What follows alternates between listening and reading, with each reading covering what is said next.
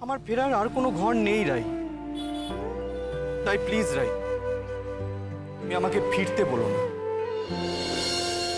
আমি হয়তো আপনার মতো করে গুছিয়ে কথা বলতে পারবো না, তাও আমি চেষ্টা করব। আমি চেষ্টা করব নিজের মনের কথাটা বলা। আপনার আমার জন্মদিনের দিনটা মনে আছে? ওই দিনটা আমি কখনো ভুলতে পারবো না, কারণ ওরকম ভাবে জন্মদিন যাপন আমি কখনো করিনি। আমার বাড়িতে জন্মদিন পায়েস আর একটা জামাতেই থেকে গেছে। কাজেই ওই সন্ধ্যেটা আমার কাছে স্বপ্নের মতো লাগছিল। আর এখন যেহেতু আপনার আর আমার মাঝখানে আর কোনো দেওয়াল নেই, তাই একটা কথা এখন আমি আপনাকে অকপটে বলতে পারি। সেদিন আপনি আমাকে বলেছিলেন না, রাই তোমাকে আমি আমার পার্টনার করতে চাই। সেদিন থেকে আমি একটা অদ্ভুত স্বপ্ন দেখা শুরু করেছিলাম।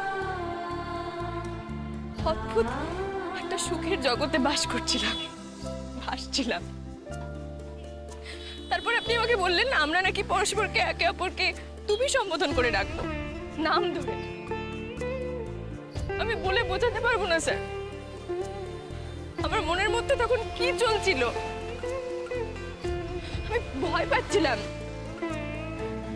এই স্বপ্ন কি আমার দেখা উচিত? আমি কি ঠিক করছি?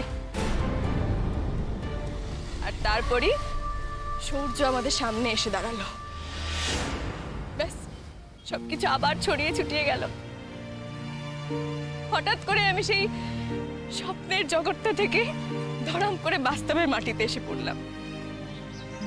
যে বাস্তব আমার কানের কাছে এসে আমাকে বলল, রাই এত ভালো স্বপ্ন তো তোমার জন্য নয়।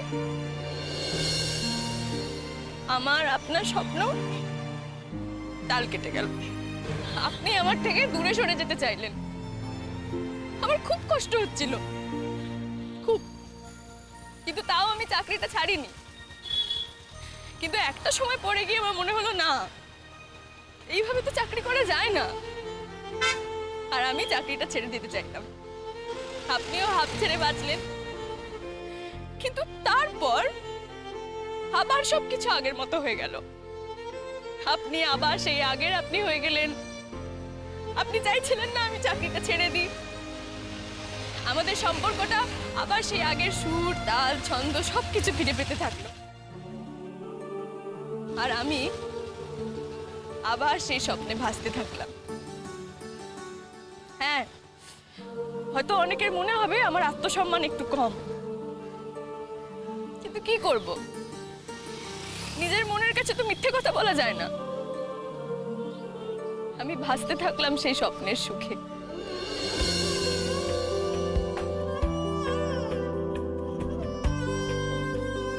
আপনি আমাকে ভাসিয়েছিলেন, কিন্তু ঠিক তারপরই আপনি হঠাৎ করে একদিন এসে আমাকে বললেন আপনি নাকি কাউকে বিয়ে করতে চলেছেন।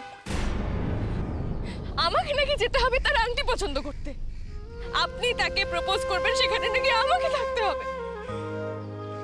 আমার মনটা আবার ভেঙে চুরমার হয়ে গেল স্যার। আপনি জানেন আমি কেন আজকে এতটা এসেছি, কেন আপনাকে এই সব কথা বলছি? কারণ যখন থেকে আমি আপনাকে ফোনে পাচ্ছিলাম না, আমার মনের মধ্যে অদ্ভুত একটা ভয় কাজ করছিল। আমার খুব ভয় করছিল, আমার কষ্ট হচ্ছিল। আমার খালি মনে হচ্ছিল এই গোটা পৃথিবীতে আমার আর কেউ নেই, আমি পুরো একলা। আমার নিজের মনও আমাকে বলে আমি নাকি বড় লোকের ছেলে। তাই তুমি সত্যি বোঝোনি? তুমি সত্যি বোঝোনি যে কাল আমি অত আয়োজন কাকে প্রপোজ করার জন্য করেছিলাম? সত্যি তুমি এটা বুঝতে পারোনি? বুঝিনি আমি সত্যি বুঝিনি। কারণ তার আগেই তো আমি হার মেনে নিয়েছিলাম। আমি সত্যি হেরে গেছিলাম মনে মনে। আমার মনে হয়েছিল সত্যি তো আমাকে তো কেউ ভালোবাসতেই পারে না। তাই জন্য আপনি হয়তো নিজের মতো করে সরে যেতে চাইছেন। তাই আপনার সেই সরে যাওয়া যাতে আমি বাধা না হই, আপনি যাতে ভুল না বোঝেন, আমি তাই চেষ্টা করেছি আপনি যা যা বলেছেন তাই তাই করো। শুনি কেন রাই? তখন আংটি কেনার সময় আমি অত কথা বললাম, তারপরও কেন বোঝুনি? সাহস হয়নি আমার। আমার মনে হয়েছে আপনার মতো একজন মানুষ আমার মতো মেয়েকে কখনো ভালোবাসতে পারে।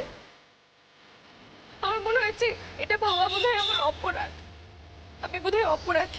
অথচ এটা ভাবতে তোমার সাহস হলো যে আমি তোমাকে ডেকে নিয়ে গিয়ে অন্য একজন আসেনি বলে তার আংটি আমি তোমাকে পরাবো? এতটা বোকা তুমি রাই? সত্যি এতটা বোকা? প্রেমে পড়লে কি মেয়েরা এতটা বোকা হয়ে যায়? হ্যাঁ আমি বোকা, আমি মূর্খ, আমি বোকা, আমি জানি সেটা। আমার বোনও আমাকে গাধা বলেছে। আপনি আমাকে বোকা বলুন, আমার কিচ্ছু যায় আসে না। যাই হোক, আমার যা বলার ছিল আমি আপনাকে বলে দিয়েছি, এবার আমি যাই। আমি জানি আমাকে কেউ বুঝবে না, আর বোঝার মতো মনের অবস্থা তো আমি এখন নেই। আমি আসছি।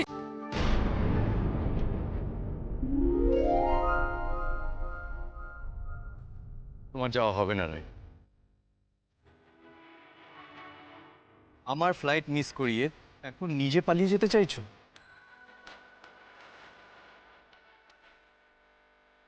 আমাকে যেতে দিন প্লিজ। তুমি যদি এভাবে চোখের জল ফেলো তাহলে কিন্তু আমি ভুলে যাবো যে এটা রাস্তা। কিন্তু এখানেই সবার সামনে। প্লিজ চলে যান স্যার, আমি আমাকে যেতে দিন, আর আমি আর আপনাকে আটকাবো না।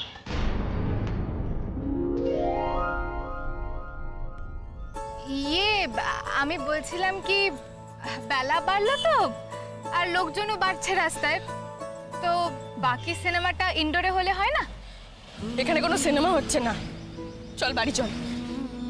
এই অনিতা, এটা কি হলো বলো তো? তোমার অভিমান ভাঙাতে এসে দিদিভাই কেঁদে কেটে একসা করে বাড়ি যেতে চাইছে কেন? তুমি তো দেখছি বড্ড কঠিন। কঠিন তো এবার আমাকে হতেই হচ্ছে স্রোত। এই যে ম্যাডাম, আপনি এখানে এসেছেন নিজের ইচ্ছে, কিন্তু যাবেন আমার ইচ্ছে। স্রোত, তোমার দিদিকে বলে দাও, আমি যখন একবার কারো হাত ধরি সহজে ছাড়ি না।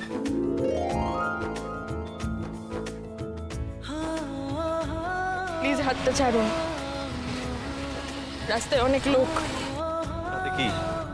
তারা আমার কে? আমি আপনার কে? দিদিভাই, তাহলে তুই জিজ্ঞেস করেই ফেললি, হাম আপকে হ্যায় কন?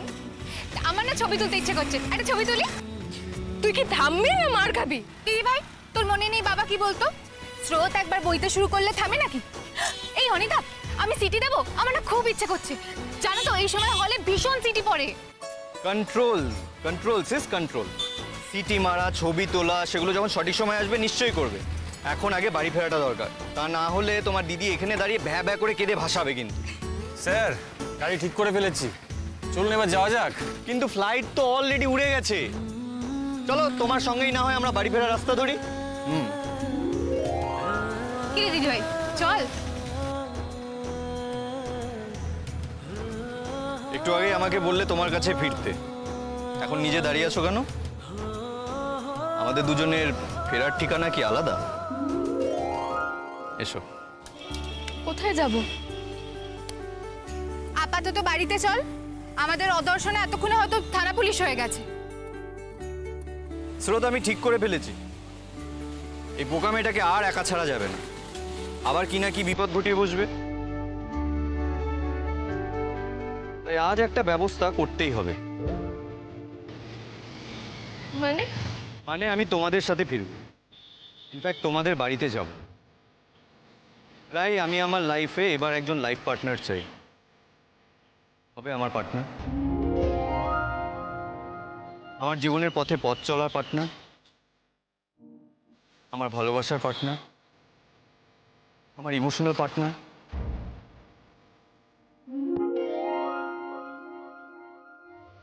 মৌনতা সম্মতির লক্ষণ। করে থাকলে হবে না রাই, আমার জবাব চাই। আগে বাড়িতে চলুন। আমার জবাবটা চাই। জবাবটা আপনার জানা নেই? আমি নিজের কানে শুনতে চাই। এর আগে একবার আমি অফিসিয়ালি প্রপোজ করতে গিয়ে অনেক বড় ধাক্কা খেয়েছি। আর সেই রিস্কে নেই আমি।